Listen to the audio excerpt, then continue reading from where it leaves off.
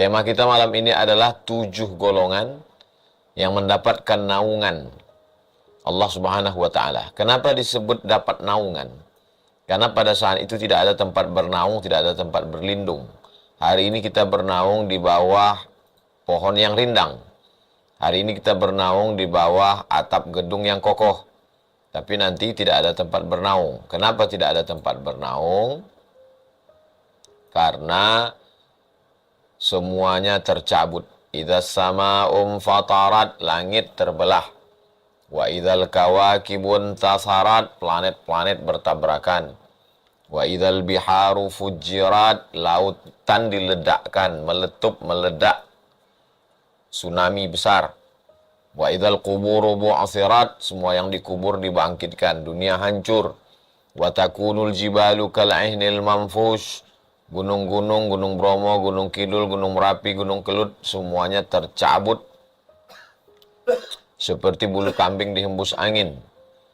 Lalu kemudian kerak bumi bergejolak, bergelombang. Saat itu tidak ada tempat bernaung. Manusia dalam keadaan berdiri, yaumal taffatis saqu bisaqi. Pada saat itu betis bertemu dengan betis, karena kita bukan tamu terhormat yang duduk di atas kursi yang mewah. Kita adalah hamba yang hina dengan banyak dosa. Maka ketika itu kata Nabi SAW, ada 7 golongan dalam sebuah hadis, dalam Sahih Al-Bukhari, ada juga dalam Sahih Muslim. Sab'atun yudhilluhumullahu fi dhillihi yawma la dhilla illa dhilluh. Ada 7 golongan yang mendapatkan naungan Allah pada saat itu tak ada tempat berlindung, tak ada tempat bernaung, kecuali naungan dan perlindungan Allah Subhanahu wa Ta'ala. Yang pertama, imamun adilun, pemimpin yang adil. Kenapa pemimpin yang adil? Idza kuntum fi safarin, kalau kamu musafir, salasan, 3 orang musafir, falyu'ammiru ahadahum, hendaklah satu orang mengangkat amir, pemimpin. Ini kita mau jalan nih bertiga, siapa amir kita? Amir inilah nanti yang menentukan kita berhenti di sini, sholat jamak takdim atau jamak takhir. Nanti kita ini musafir, di mana kita makan. Kalau 3 orang saja musafir supaya nggak kelahi, mesti ada satu pemimpin, apalagi dalam sebuah negeri yang besar. Maka ada yang disebut dengan amir, pemimpin. Disebut juga dengan malik, king, raja. Disebut juga dengan sultan, orang yang punya kuasa. Di beberapa negara disebut dengan sultan. Sultan Qabus di Oman, Sultan Hasan al-Bolkiah di Brunei Darussalam, Sultan Terengganu, Sultan Perak, Sultan Kelantan. Tapi ada disebut dengan Malik, seperti di Saudi Arabia, Sahibul Jalalah Malik Abdul Aziz Al-Saud. Ini sekarang presiden, bupati, gubernur, wali kota, itu semua adalah pemimpin. Apa kata Imam Ahmad bin Hanbal? Seandainya engkau punya doa yang makbul, dan doamu itu cuma satu-satunya doa engkau yang makbul, maka mintalah pemimpin yang adil. Karena kalau dapat pemimpin yang adil, satu negeri akan mendapatkan keadilannya. Jauh berjalan banyak dilihat, lain tempat, lain padang, lain belalang, lain lubuk, lain ikannya. Jauh lama hidup banyak dirasa, jauh berjalan banyak ditengok. Saya sudah banyak melihat tempat. Di beberapa tempat penguasanya biasa-biasa saja. Tidak terlalu kaya, tidak terlalu wah, tidak terlalu megah. Tapi rakyatnya aman, damai, tentram. Jarak antara fakir miskin dengan orang kaya tak terlalu jauh. Tapi ada di beberapa tempat jarak antara fakir yang kaya, kaya sekali, yang miskin susah, susah sekali. Apa yang terjadi? Padahal tanahnya sama. Yang terjadi adalah ketidakadilan, kezoliman. Maka kalau mau melihat contoh pemimpin yang adil, Umar bin Abdul Aziz. Kata Umar bin Abdul Aziz, siapa yang sanggup berjalan dari Son'a ke Darul Bayda, Son'a Yaman, Darul Bayda Maroko, untuk mencari fakir miskin, silakan datang. Tidak ada satupun fakir miskin dari Son'a Yaman ke Darul Bayda Maghribi. Kalau kita hitung sekarang, Son'a Yaman, habis itu Saudi Arabia, habis itu Suriah, Lebanon, Palestina, Yordania, menyeberang ke atas Afrika, Mesir, habis itu Libya, habis itu Tunisia, Aljazair, 10 negara zaman sekarang. Pemerintahan kekuasaan Umar bin Abdul Aziz itu. Tidak ada satu pun dapat mustahik zakat, tak ada fakir miskin. Apa maknanya? Keadilan. Kalau kita melihat ada satu negara, banyak sekali fakir miskinnya, itu bukan karena tidak punya sumber daya alam. Karena Inggris, Prancis, Eropa tak ada sumber daya alamnya. Swiss, apa sumber daya alamnya? Jadi kalau kita lihat banyak sekali kemiskinan, sesungguhnya itu adalah salah manajemen, salah pengaturan, kebocoran dana di mana-mana. Makanya di antara doa yang diajarkan kepada kita, Allahumma rzuqna imaman adila, berikan kami pemimpin yang adil. La tusallit alaina bidzunubina, jangan hukum kami karena dosa-dosa kami, lalu engkau angkat orang la yakhafuka wa la yarhamuna, tidak sayang padamu dan tak takut pada Allah. Tidak sayang pada kami, tak takut pada Allah. Tak takut pada Allah, tak sayang pada kami. Komplit adalah penderitaan. Kita tidak lagi di zaman kerajaan. Kita sekarang berada di zaman demokrasi. Maka kalau mau mendapat pemimpin yang adil, maka orang-orang yang adil mesti memberikan suaranya.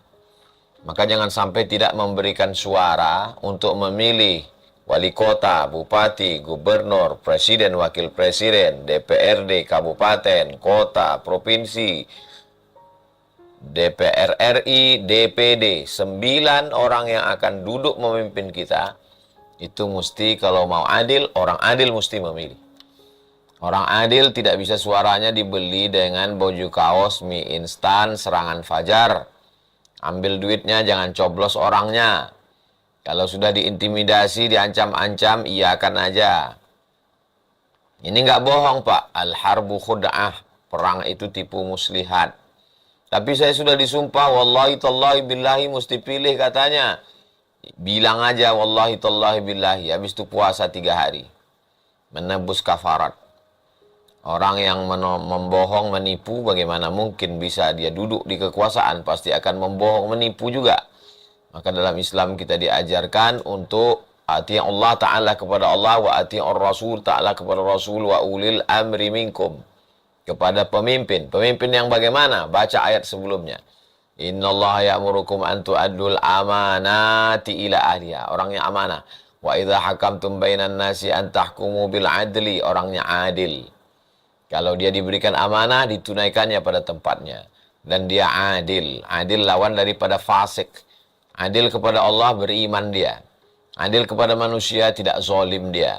Adil kepada dirinya, dia tidak aniaya, tidak pakai narkoba, tidak zina, tidak judi, tidak game online.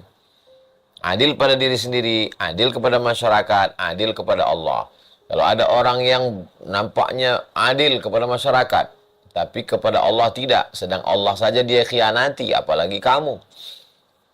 Maka syarat yang pertama adalah yang dapat naungan itu imamun adilun, pemimpin yang adil. Yang kedua, syabun nasya'a fi ibadatillah. Setelah pemimpin paling atas, langsung drastis turun ke bawah. Anak muda. Pemuda. Kenapa? Karena pemimpin-pemimpin yang tua tadi akan mati. Pensiun, mati. Lalu digantikan lagi oleh siapa? Pucuk hijaunya anak muda. Dalam surat Al-Kahfi, fityatun amanu bi rabbihim wa zidnahum huda. Mereka adalah anak-anak muda yang luar biasa imannya, lalu kami tambah hidayah kepada mereka. Maka anak-anak muda ini mesti kita jaga. Alhamdulillah, setiap saya keluar masjid, tabligh akbar, tanah lapang, stadion, itu yang melambaikan tangan. Di pinggir-pinggir jalan tuh kalau kita lihat wajahnya itu muda. Ada beberapa orang tua, tapi semangatnya tetap muda. Anak muda ini bukan selamanya fisik. Boleh jadi casingnya tua, tapi mentalnya muda. Karena masalah umur ini adalah masalah rasa, bukan masalah usia. Berapa banyak orang yang usia muda, tapi rasanya macam udah tua-tua. Mau mati aja bawaannya. Tapi berapa banyak pula orang yang sudah tua, tapi semangatnya luar biasa. Maka disebut dengan sumpah pemuda. Walaupun yang bersumpah itu banyak juga orang tua. Syabun, anak muda, nasya'a fi ibadatillah, yang tumbuh dalam ibadah kepada Allah. Kalau ada anak muda yang sibuk dengan pacarnya, anak muda sibuk dengan motornya, anak muda disibuk dengan narkobanya, Anak muda sibuk dengan gengnya, tapi ada anak muda yang sibuk dengan ibadahnya. Malam buat iktikaf, bareng-bareng dengan kawan-kawan. Walaupun pakai motor, tetap anak muda ya suka motor. Saya aja udah tua suka motor, apalagi anak muda. Tapi bukan berarti dengan motor kita nggak sholat. Dengan motor tuh kita ajak kawan-kawan sholat. Born to ride, ride to jannah. Lahir untuk mengendara menuju surga. Biker subuhan. Nah, ini yang selalu mengawal subuh Rabu. Membawa Ustadz Abdul Somad ke tempat-tempat tabligh akbar. Menghidupkan kajian. Ada lagi nama programnya Ngopi. Ngobrol Perkara Iman. Ustadz Damanhur di Loksmawi, Aceh. Anak-anak muda yang belum ramah ke masjid, di kafe dulu ngobrol. Alhamdulillah yang punya kafe kasih izin bicara santai, ada lagu-lagu religinya, tapi muatannya adalah perkara iman, bagaimana nanti kita, bagaimana masa depan.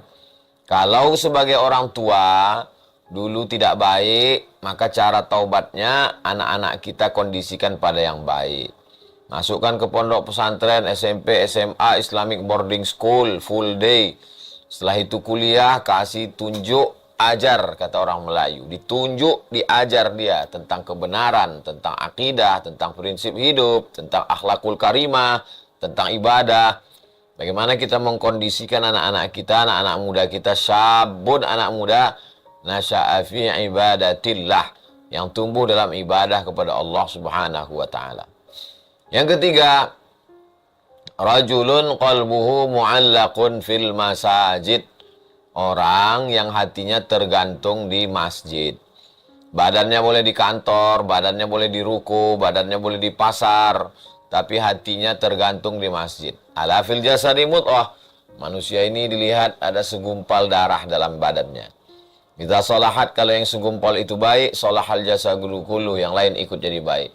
Wa idza fasadat, kalau rusak, fasadal jasadu kullu, yang lain ikut menjadi rusak. Ala wahyal qalb, yang segumpal sekepal itu adalah jantung hati.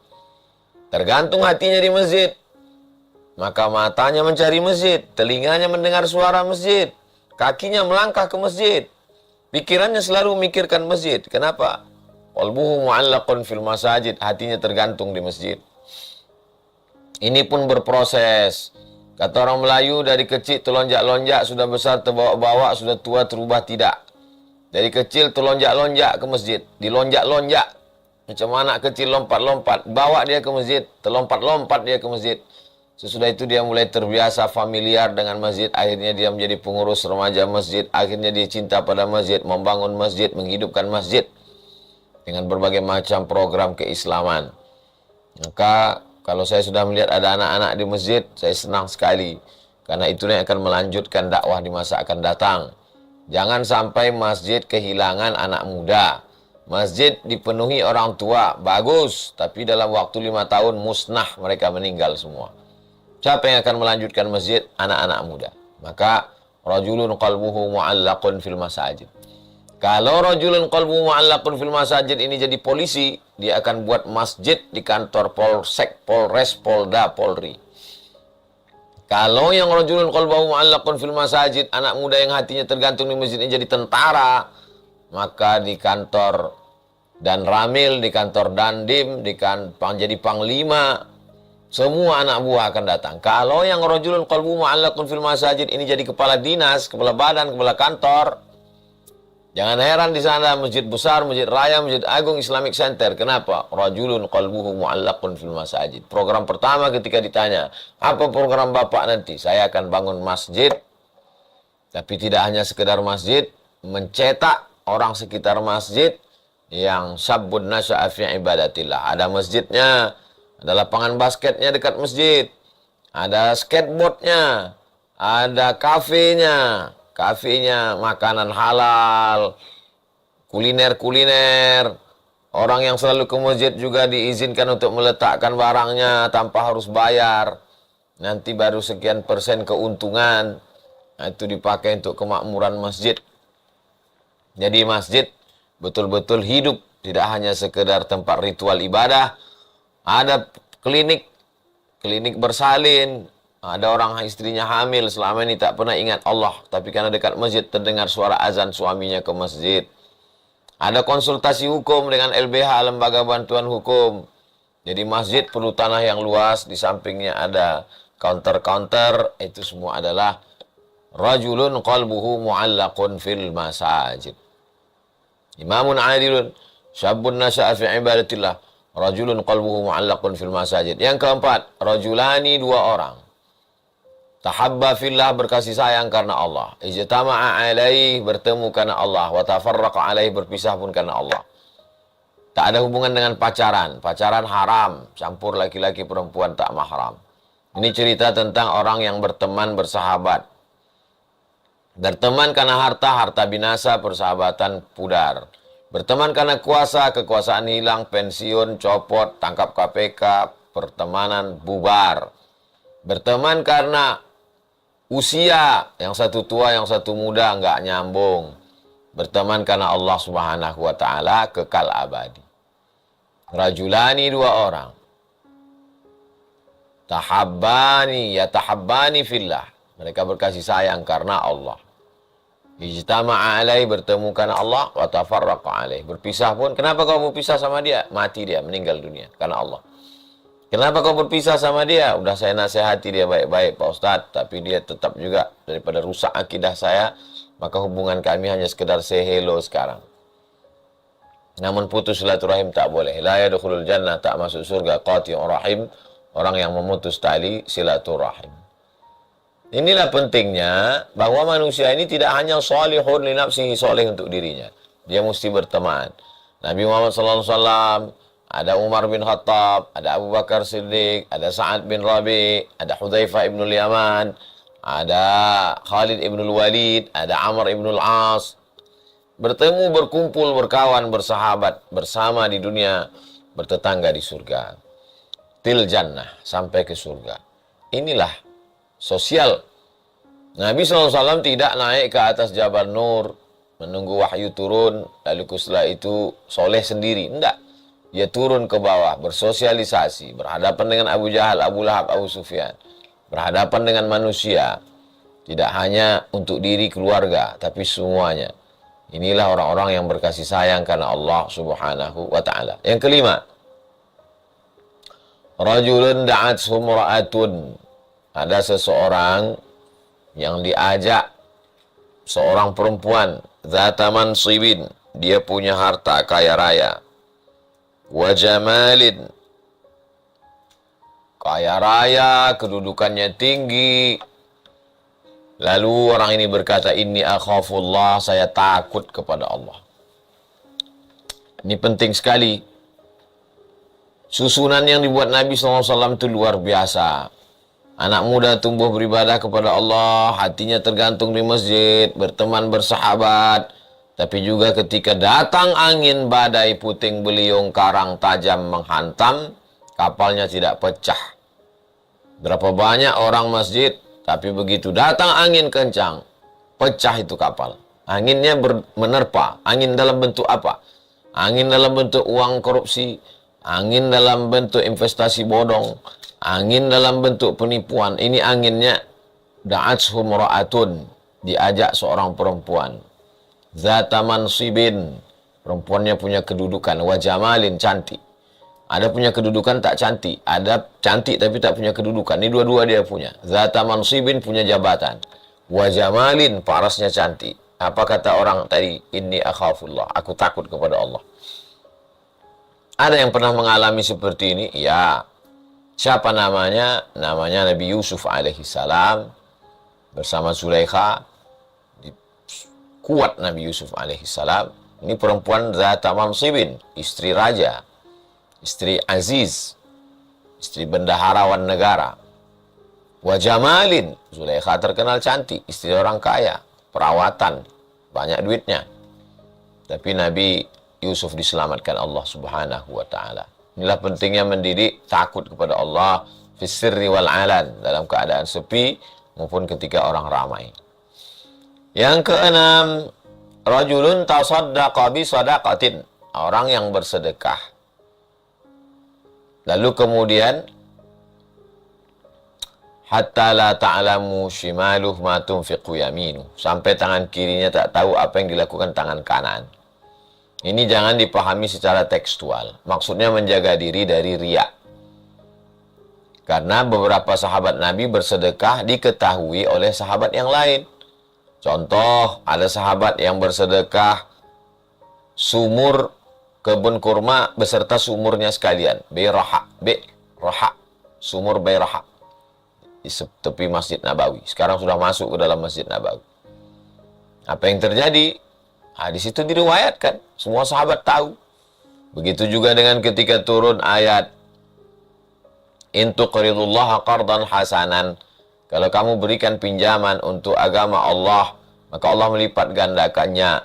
Maka dia berikan semua 600 batang pohon kurma. Itulah dia Abu Dihdah. Semua sahabat tahu. Begitu juga ketika ada sumur yang mesti dibeli, Bi'ru Raumah, dibeli oleh Sayyidina Utsman bin Affan. Begitu juga semua veteran perang dari Badar diberikan santunan oleh Abdurrahman bin Auf. Mereka orang-orang kaya, beramal, dan diketahui amalnya. Jadi kalau mau beramal, silakan beramal. Saya nggak jadi beramal, Pak Ustaz, nanti dipuji orang. Tarkul amal li ajlin nas riya. Tidak jadi beramal karena takut dipuji orang, riya. Wal amal li ajlihim syirik. Beramal karena ingin dipuji orang, syirik. Nggak jadi beramal, riya. Jadi beramal biar dipuji orang, syirik. Maju kena, mundur kena. Lalu yang paling bagus bagaimana? Silakan beramal. Jaga hati. Lillahi ta'ala. Lawan bisikan-bisikan setan. Inilah yang diberikan Allah subhanahu wa ta'ala kepada kita. Yang terakhir, rajulun dzakarallaha khalian fafadat ainahu. Ada orang yang berzikir mengingat Allah dalam keadaan sepi, sunyi, tengah malam, saat semua orang tidur lelap dengan kantuk mimpinya, ada seorang hamba Allah yang melawan kantuknya, lalu kemudian dia mandi atau berwudu, dia sholat sunat wudu, sholat sunat taubat, sholat sunat tahajud, sholat sunat hajat. Setelah itu sholat sunat witir, habis itu dia berzikir, istighfar, habis itu dia berselawat, habis itu dia tahlil la ilaha illallah, berdoa kepada Allah, menetes air matanya. Ainani la tamassuhumun nar, la yamassuhumun nar.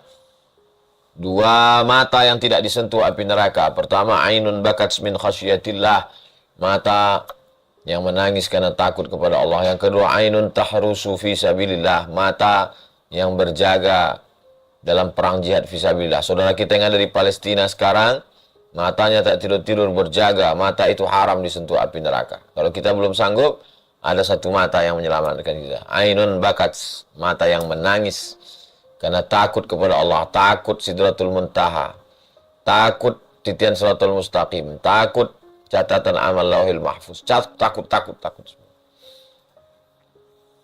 Jadi kalau kita masuk dalam salah satu golongan itu, imamun adil, pemimpin yang adil, masuk.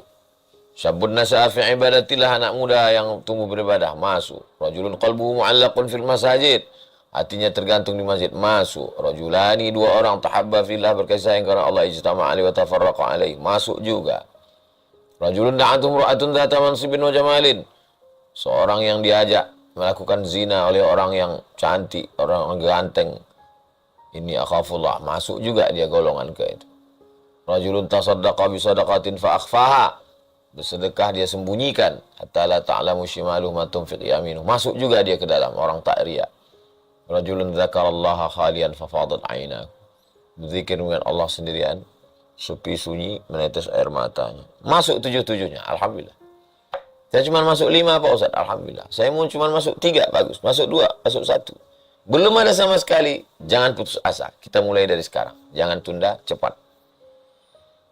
Itu yang dapat saya sampaikan terkait dengan tema kita petang ini, Bang Alvin. Hadis sahih dalam Sahih Al-Bukhari, dalam Sahih Muslim, 7 golongan dapat naungan Allah.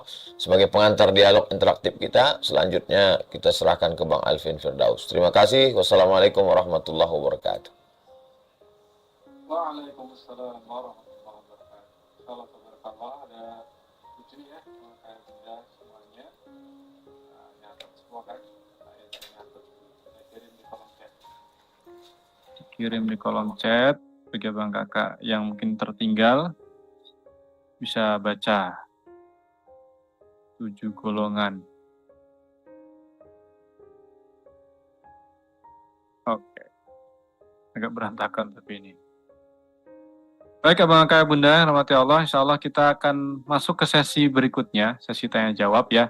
Sesi tanya jawab, saya akan persilahkan bagi abang kakak yang pastinya open kamera. Open kamera. Bagi abang kakak yang mungkin belum bisa bertanya lewat open kamera, bisa lewat chat ya. Pertanyaan yang menarik nanti kami bacakan. Baik, yang pertama langsung saja.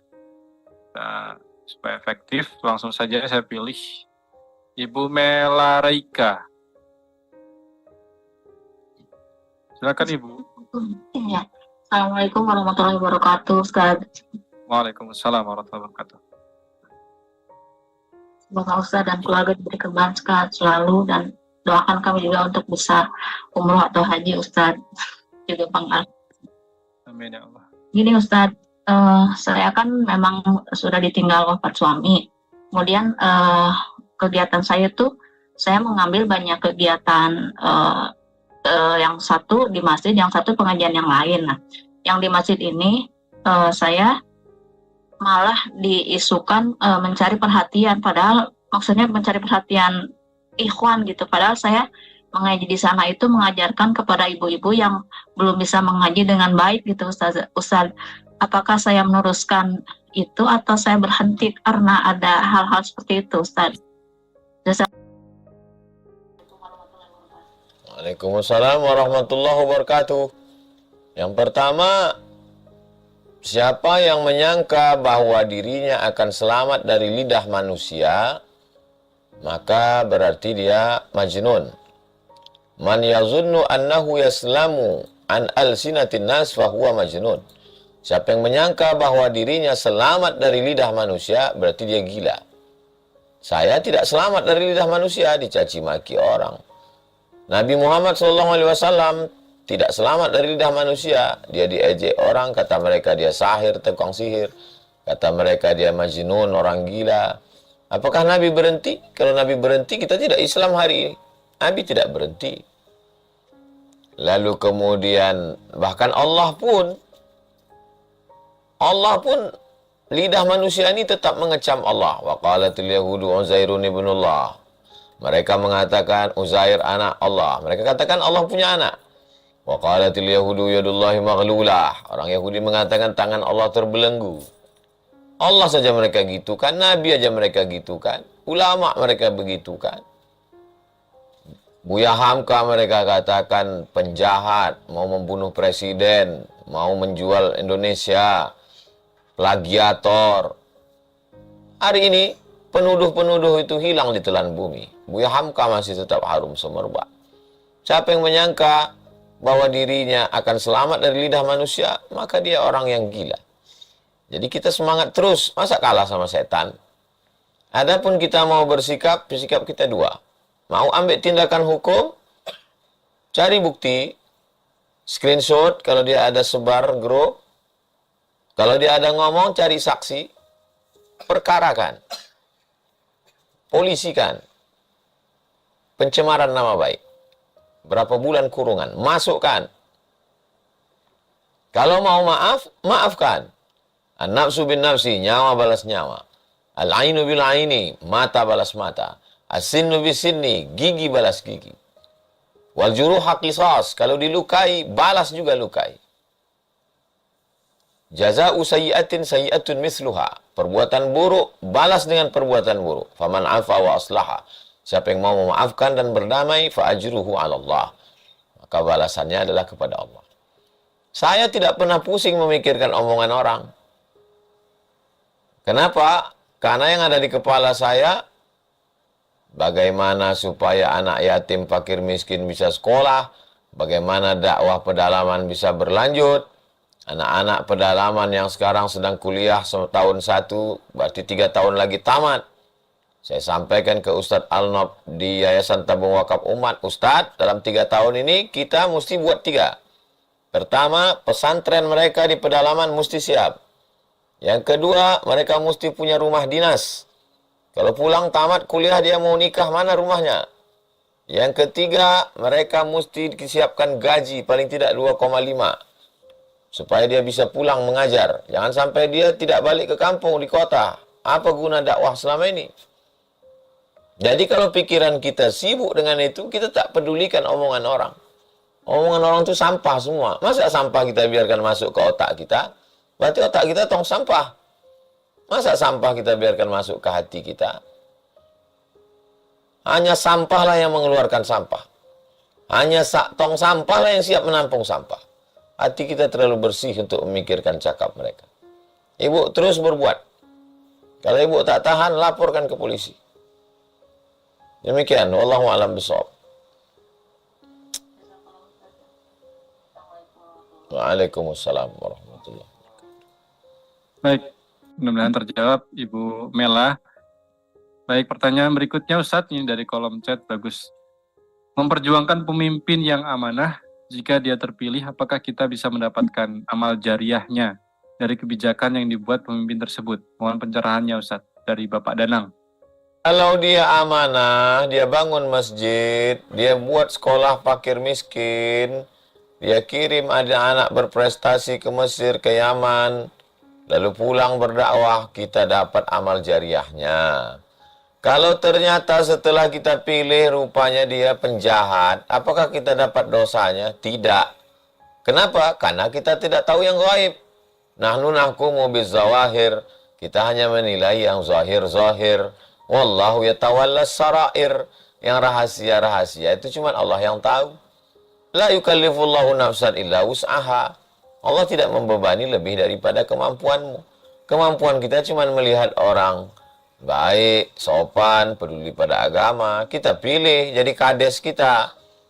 Nanti janji mau bangun pondok, kita pilih. Dia bangun pondok. Kalau saya terpilih jadi lurah, insya Allah tidak ada lagi yang jual khamar, judi, prostitusi. Kita tutup. Ternyata dia laksanakan, kita dapat amal jariah. Tidak dia laksanakan, kita sudah berijtihad. Sudah menggunakan hak akal, hak otak, hak hati, hak tangan sudah kita laksanakan. Demikian Bang Alvin. Wallahu a'lam bishawab. Dari Ibu Zura Rai. Assalamualaikum Ustadz, izin bertanya. Jika kita mengawali hari kita sudah baik dengan sholat tahajud, mengaji, namun ternyata setelah tiba paginya di tempat kerja, kita dapat masalah, kita kena marah atasan. Apa yang salah Ustadz?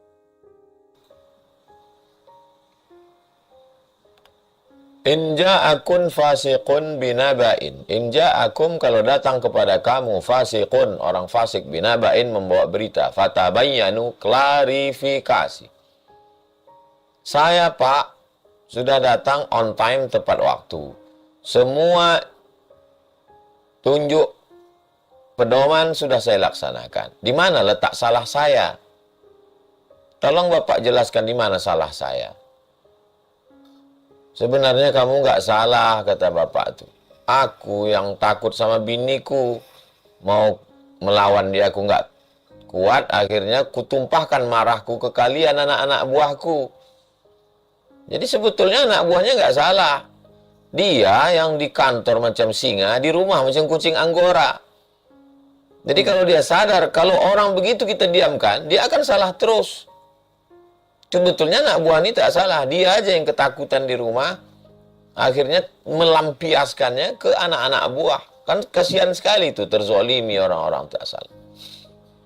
Afwan Ustaz, konteksnya tuh sebenarnya bukan di aturan, tapi dia sudah melaksanakan ibadah. Malamnya dia udah ibadah, tahajud, ngaji. Paginya kok dia dapat hari yang buruk gitu Ustaz. Itu ada apa gitu? Apa yang salah? Kalau antum berpikir bahwa tinggal di istana itu disayang Allah, tinggal di anyaman pohon korma itu dimurkai Allah, berarti yang disayang Allah itu Abu Lahab dong. Kan Abu Lahab yang tinggal di istana. Yang tinggal di anyaman korma kan Nabi Muhammad. Nabi Muhammad kan tahajud malam. Kalau kamu berpikir bahwa yang Disayang Allah itu kalau rezekinya melimpah. Tapi kalau rezekinya biasa aja berarti dimurkai Allah. Berarti yang disayang Allah itu Qarun. Berarti yang disayang Allah itu Qarun. Yang dibenci Allah itu Musa. Kan yang kaya raya Qarun. Kalau kita berpikir bahwa yang disayang Allah itu yang kekuasaannya hebat. Kalau cuman pengembala kambing itu dimurkai Allah. Kalau begitu yang disayang Allah berarti Fir'aun. Karena dia yang berkuasa. Nabi Musa mengembala kambing 8 tahun. Jadi berhijrah itu, tolong otaknya dibawa. Jangan hijrah cuman kaki celana, hijrah jenggot, hijrah jubah. Begitu datang pukulan, down. Yang namanya hijrah itu hijrah pikiran, hijrah hati. Bahwa saya sholat, saya puasa, saya zikir, saya nggak mabuk, saya nggak pacaran. Kalau datang yang menyenangkan, saya bersyukur. Kalau datang yang nggak mengenakkan, saya bersabar. Kalau saya syukur, dapat balasan la in syakartum la azidannakum. Kalau saya bersabar, dapat balasan bi ghairi hisab, unlimited, nggak bisa dihitung balasannya. Jadi kalau berpikir, saya ini udah hijrah, kok begini ya? Kalau gitu mabuk lagi, Kesalahannya di mana? Kalla, bukan begitu cara memahaminya. Fa'ammal insanu idza mabtalahu rabbuhu faqadara alaihi rizqahu fayaqulu rabbi ahanan. Ada manusia ini yang disempitkan rezekinya lalu dia berkata, Tuhan sedang menghinakan aku. Kalla, bukan begitu cara kamu. Lalu kemudian ketika dia melapang rezeki dia katakan fayaqulu rabbi akraman. Allah sedang memuliakan aku. Orang kaya sama orang miskin sama-sama diuji. Kalau kaya dapat nikmat, kalau miskin dapat cobaan. Enggak. Kaya itu juga ujian, miskin juga ujian. Ujian orang kaya supaya bersedekah, ujian orang miskin supaya bersabar. Kalau ganteng, rahmat. Kalau enggak ganteng, ujian. Ganteng itulah ujian. Yang banyak lakukan maksiat kan orang ganteng. Jadi banyak orang salah paham. Makanya kalau ngaji itu yang membetulkan, meluruskan mindset pikiran. Sholat penting, puasa penting, tapi tafakkur penting. Cobalah lihat perjalanan hidup nabi-nabi itu. Emang ada nabi itu yang enak-enak aja hidupnya? Mana ada? Penuh dengan ujian, penuh dengan cobaan. Maka ketika kita sudah hijrah, kita sudah sholat, kita sudah puasa, artinya kita siap menerima apapun yang datang. Datang rezeki, alhamdulillah. Datang sempit, innalillah. Kita nggak stres, kita nggak depresi. Karena kita yakin bahwa itu semua adalah ujian dari Allah Subhanahu wa Ta'ala. Demikian Bang Alvin. Wallahu a'lam bishawab. Baik, salam barakallah. Terima kasih atas jawabannya Ustaz. Kita langsung masuk ke pertanyaan berikutnya. Ini cukup banyak Ustaz. Dari Ibu Rahma, Bandung. Ustaz, kalau suka bersedekah, tapi sholatnya sering ditinggalkan dan ibadah lainnya kurang, apakah bisa termasuk dalam 7 golongan tersebut? Ada namanya pokok. Ada yang pokok, modal. Ada namanya cabang, pokok. Subuh, zuhur, asar, maghrib, isya itu pokok itu. Kalau ibarat masak itu cuman cabai, bawang, tomat. Kalau ibarat makanan nasi sama telur ayam sama kecap. Itu pokoknya.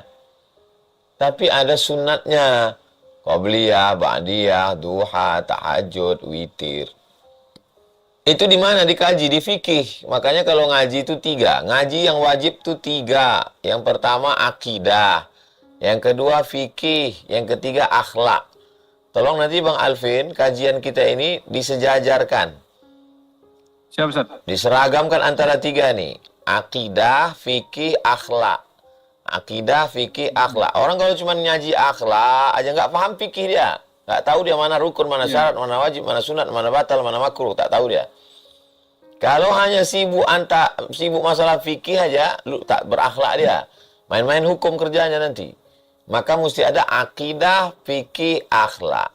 Jadi tentang masalah ibadah ini ada pokoknya. Kalau sudah dilaksanakan pokoknya, baru yang lain itu tambahan-tambahan. Puasa Ramadan itu pokok.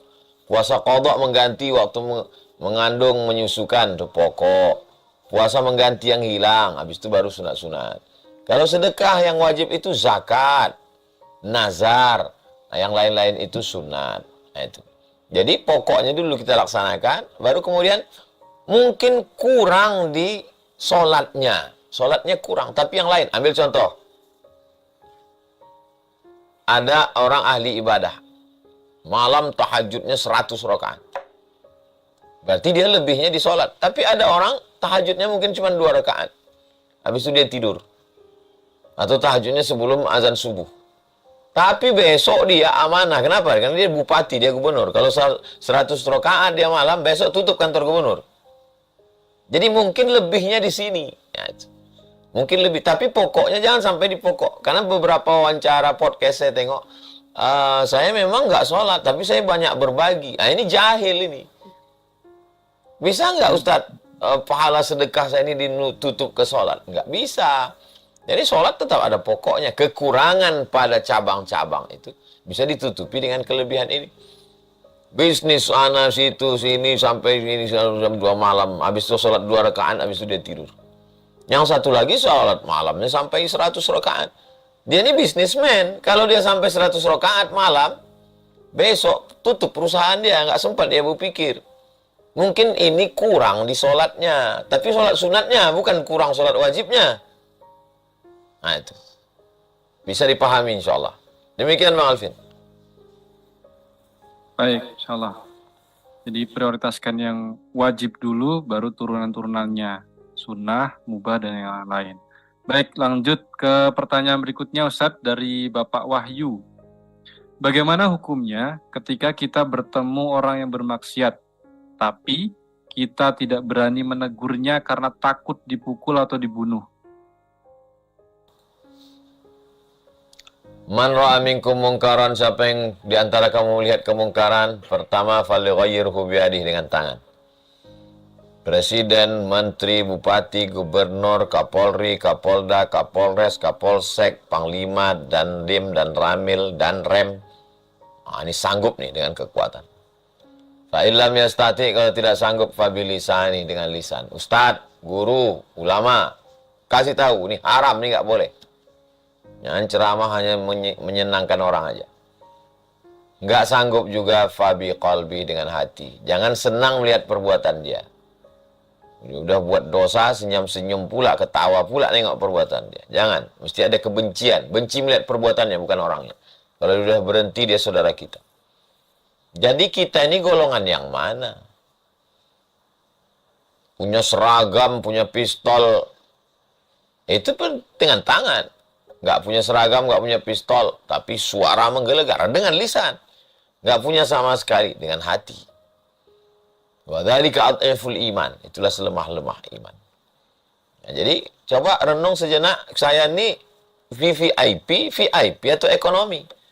Jangan pas giliran ibadah ekonomi. Tapi kalau sudah masalah dunia VVIP, berarti nggak seimbang. Tidak berdiri sama tegak, tidak sejajar.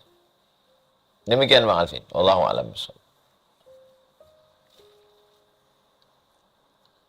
Baik, Masya Allah. Masih ada kurang lebih 2 ya. 2 sampai 3 masih bisa. Masih ada kurang lebih 15 menit lagi. Saya persilakan yang open kamera, yang ingin bertanya langsung, boleh angkat tangan. Raise hand.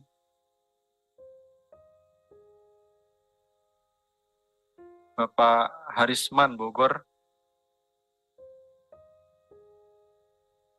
Silakan Bapak.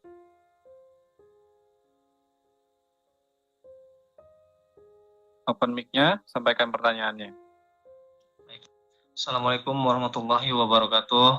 Waalaikumsalam warahmatullahi wabarakatuh. Pertama, saya minta doanya Ustadz buat keluarga saya yang sedang sakit. Mudah-mudahan cepat diangkat penyakitnya dan disehatkan kembali.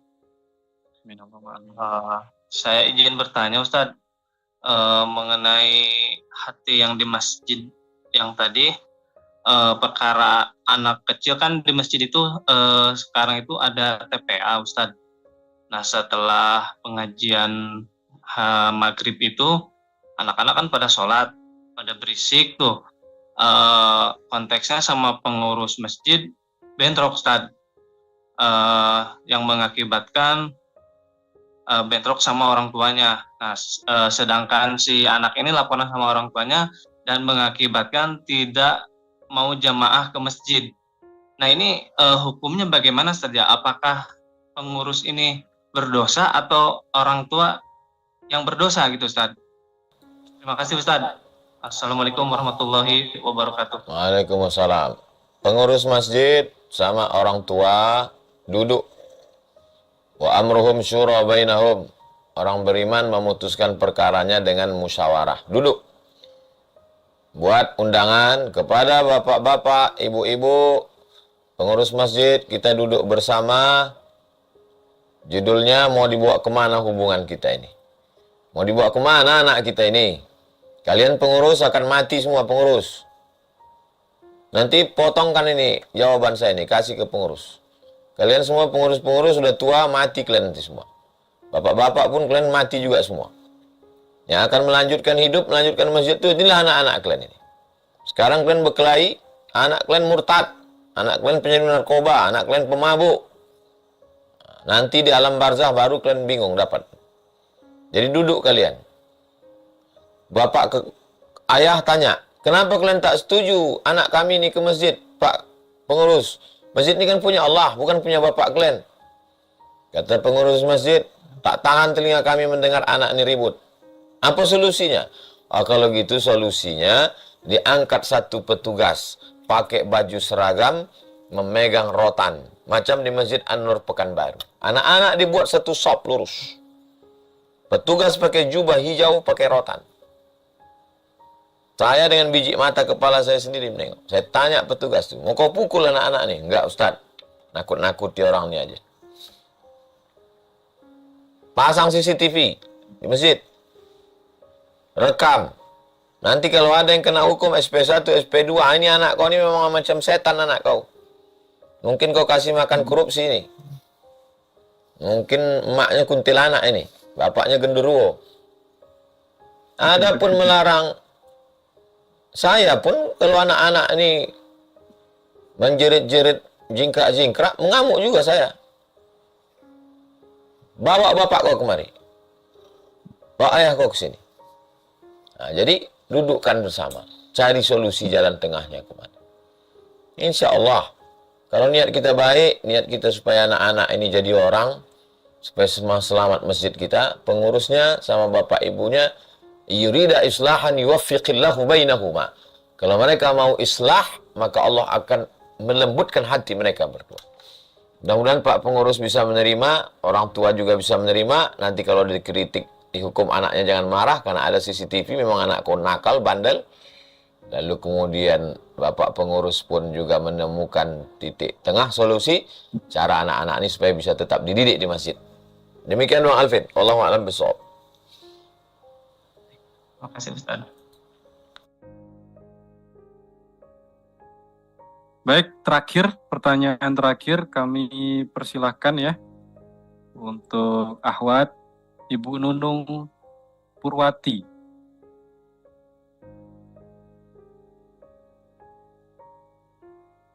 Silakan Ibu. Assalamualaikum warahmatullahi wabarakatuh, Ustadz. Assalamualaikum. Ustadz, saya ingin bertanya. Saya kan punya teman, dia belum istiqomah dalam menutup aurat dan susah diajak sholat. Tetapi ketika saya bilang mau pergi sholat dulu di masjid, dia selalu antarin dan nungguin saya sampai selesai sholat. Tetapi setiap saya mau ajak dia sholat, ayolah sholat, nggak apa-apa. Tapi dia bilang tuh, malu, aku masih kayak gini-gini aja katanya. Nggak apa-apa, ayo nanti aja. Jawabannya selalu kayak gitu. Apakah teman yang kayak gini harus selalu dirangkul atau kita pergi menjauh agar akidah kita tidak rusak? Itu saja Ustadz. Terima kasih. Yaumal qiyamah salatuh. Yang pertama kali nanti dihisab pada hari kiamat adalah solatnya. Idza salahat salahal amalu kulluh. Kalau salatmu baik, maka yang lain jadi baik. Wa idza fasadat fasadal jasadu kulluh. Kalau salatmu rusak, amalmu yang lain ikut jadi rusak. As-salatu imaduddin, salat itu tiang agama. Kalau tiangnya tumbang, maka agamanya tumbang. Nabi menjemput salat dalam peristiwa Isra dan Mi'raj. Maka salat, wahai saudari, wahai saudara, salat. Potongkan video ini, kasih ke dia, supaya dia sholat. Dia secara umum sudah baik, tidak ngejek orang sholat, ngantar orang sholat. Tak tahu kita entah apa sebabnya, entah apa masalah batin dia, kenapa dia tak sholat. Itu yang pertama. Kalau sanggup ngomong sama dia. Tak sanggup ngomong sama dia, potongkan video ini, kasih ke dia. Doakan. Doa silahul mu'min, doa senjatanya orang beriman. Kalau dia ada pertanyaan, kasih, tuliskan, kirim ke Bang Alvin. Nanti kita jawab Rabu depan, Selasa malam Rabu depan. Adapun menjauhi dia, Nabi tidak menjauhi Abu Talib. Sampai malaikat maut datang, dia tetap mengajak. Tetaplah mengajak. Sampai kapan kita ngajak orang ini? Sampai mati. La ilaha illallah. Laqinu mautakum. Talqinkan ke telinga orang yang mau mati. La ilaha illallah. Nggak ada hadis mengatakan karena dia nakal tak sholat maka tinggalkanlah dia. Enggak. Kita suruh talqinkan walaupun dah mau sakratul maut. La ilaha illallah. Supaya paling tidak dia mati husnul khatimah. Tidak pernah berhenti. Ayyadiyallahu bika rajulan wahidan. Satu orang dapat hidayah karena mulutmu, karena lisanmu, karena doamu, karena zikirmu, karena perbuatanmu. Khairun, lebih baik. Min humurin na'am, daripada seekor unta yang merah, kendaraan termahal. Minad dunya wa ma fiha, lebih baik daripada dunia dan seisinya. Ud'u ila sabili rabbik, ajak orang ke jalan Allah bil hikmah, dengan kata-kata yang santun, wal mau'izatil hasanah, suri tauladan yang baik, berakhlak, sentuh hatinya. Wajadilhum, kalau dia mau didebat, debat dia billati hiya ahsan, dengan cara yang baik, yang santun, yang sopan. Demikian, wallahu a'lam bishawab. Baik, mudah-mudahan terjawab Ibu Nunung, soal dari Hong Kong beliau. Sehat selalu. Baik, Terima alhamdulillah. kasih banyak Pak Ustadz. Alhamdulillahirrahmanirrahim, kita sudah sampai di penghujung majelis. 7 golongan yang Allah berikan naungan pada hari kiamat. Yang pertama tadi, imamun adil, imam yang adil. Kemudian 2 anak muda yang sibuk dalam ibadah kepada Allah.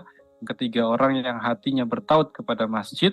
Yang keempat, 2 orang yang berkasih sayang karena Allah, bertemu karena Allah, berpisah karena Allah. Yang kelima, ada seorang yang diajak berzina dengan perempuan punya kedudukan, cantik, punya harta, tapi dia berkata, aku takut kepada Allah. Kemudian orang yang bersedekah secara sembunyi-sembunyi sampai tangan kiri tidak tahu apa yang dikerjakan tangan kanan karena menjaga dari riya. Kemudian yang terakhir, yang ketujuh, orang yang berzikir kepada Allah dalam kondisi sepi dan sunyi sendiri dan menangis karena takut kepada Allah. Baik, alhamdulillah kita sudah di penghujung acara. Terakhir Ustadz, kami minta closing statement, kalimat terakhir, kalimat penutup, juga beserta minta doanya kepada Tuan Guru, mudah-mudahan kami bisa nyusul ke Tanah Suci. Juga doakan saudara kita Ustadz, saudara kita di Palestina, mudah-mudahan Allah berikan kekuatan saudara-saudara kita di sana. Astaghfirullahalazim, astaghfirullahalazim, astaghfirullahalazim, alladzi la ilaha illa huwal hayyul qayyum wa atubu ilaih. A'udzubillahi minasyaitonirrajim. Bismillahirrahmanirrahim. Alhamdulillahirabbil alamin arrahmanir rahim maliki yaumiddin. Iyyaka na'budu wa iyyaka nasta'in. Ihdinas siratal mustaqim, siratal ladzina an'amta 'alaihim ghairil maghdubi 'alaihim waladdallin. Amin. Allahumma shalli ala sayyidina Muhammad wa ala ali sayyidina Muhammad. Assalamu alayka ya Rasulullah. Dari tanah suci, dari bumi yang diberkahi, kami mohon kepada Engkau ya Allah. Allahumma ansur ikhwanana al-mujahidin al-mustad'afina fi Falastin. Tolonglah saudara kami yang sedang berjihad, yang lemah ada di Palestina. Allahumma damir a'da'aka a'da'ad-din. Hancurkan musuh-musuhmu, musuh-musuh agamamu ya Allah. Allahumma syattid syamlahum wa farik jam'ahum waj'al kaidahum fi nuhurihim. Hancur leburkan barisan mereka, buat tipu daya mereka, hanya akan menghancurkan diri mereka ya Allah. Allah mansur man nasarat din. Tolonglah saudara-saudara kami yang sudah menolong agamamu. Allah mansur ikhwanana al-mujahidin al-mustad'afina fi Falastin. Tolonglah para tentara Palestina yang sedang menghadapi gempuran Israel. Allahumma ja'al syuhada'aka. Jadikan mereka menjadi para syuhadamu ya Allah. Rabbana fil lana dzunubana, ampunkan dosa kami. Dzamban la tada'lana fi maqamina hadha fi sa'atina hadhihi dzamban illa ghafartah. Segala dosa-dosa kami ampunkan ya Allah. Waladaina illa qadaitah. Saudara kami yang dililit utang piutang lepaskan ya Allah. Wala maridan illa syafaitah. Yang sakit angkat penyakitnya. Wala mayyitan illa rahimtah. Yang meninggal dunia lapangkan kuburnya. Rabbana hab lana minas salihin. Jadikan anak kami anak-anak yang salih dan salihah. Allah marzuqna imaman adila. Berikan Indonesia pemimpin yang adil dan amanah. Negeri-negeri Islam berikan pemimpin yang adil dan amanah. La tusallit alaina bidzunubina man la yakhafuka wa la yarhamuna. Jangan hukum kami karena dosa-dosa kami lalu engkau pilih, lalu kau angkat orang yang tak takut padamu dan tak sayang pada kami untuk memimpin kami. Na'udzubillah. Allahumma barik lana fi arzaqina wa auladina wa ahlina. Berikan berkah pada rezeki kami, pasangan hidup kami, anak-anak kami. Rabbana taqabbal minna innaka antas samiul alim wa tub alaina innaka antat tawwabur rahim. Allahumma arzuqna ziyarata baitikal atiq. Berikan kami rezeki supaya bisa berkunjung ke Baitullah, berhaji dan berumrah. Rabbana atina fid dunya hasanah wa fil akhirati hasanah wa qina adzabannar. Wassallallahu ala sayyidina Muhammad wa ala alihi wasallam. Walhamdulillahirabbil alamin. Terima kasih untuk Bang Alvin Firdaus beserta seluruh tim, Bapak, Ibu, Abang, Kakak, adik, jamaah semuanya. Kita tetap bertemu kapanpun, dimanapun. Insya Allah panjang umur, sehat badan. Selasa depan, malam Rabu, saya sudah ada di Riau, Pekanbaru. Insya Allah kita lanjutkan lagi dalam kajian hijrah bersama Ustaz Abdul Somad. Yang tema-temanya semuanya disusun oleh Bang Alvin Firdaus. Mudah-mudahan Bang Alvin Firdaus sehat, diberikan kekuatan Amin, ya iman Allah. dan Islam. Sukses selalu, sukses semuanya, berkah semuanya. Jangan lupa zikir, jangan lupa banyak istighfar, banyak selawat, banyak tahlil untuk menjaga hati kita.